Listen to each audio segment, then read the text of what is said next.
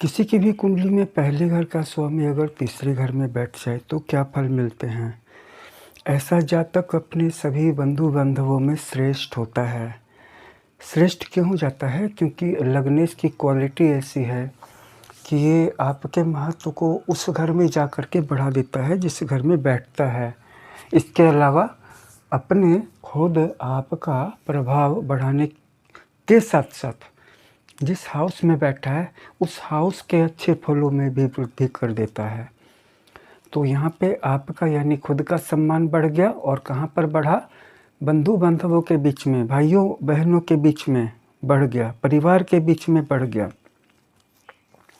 और बढ़ा कैसे? उनका सम्मान भी मिला और आप उनमें से श्रेष्ठ गिने जाने लगे। ये कितनी अच्छी बात हुई। इसके साथ साथ आपको बहुत सारे मित्र मिलेंगे।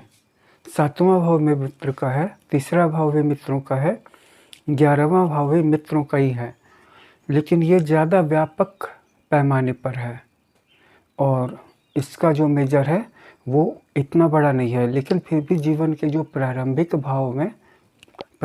भाग में जो मित्र बनते हैं, दोस्त बनते हैं, उनका पता तो तीसरे भाव से ही चलता है। तो आपको बहुत सारे मित्र होंगे बचपन से ही।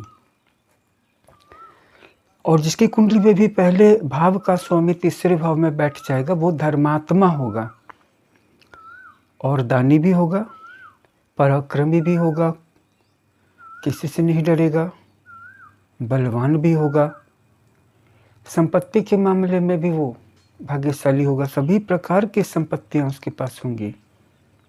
कभी कभी इसके जीवन में भी एक्स्ट्रा मैरिटल अफेयर्स होते हैं, यानी कि विवाह के बाद होने वाले एक्सटर्नल अफेयर्स।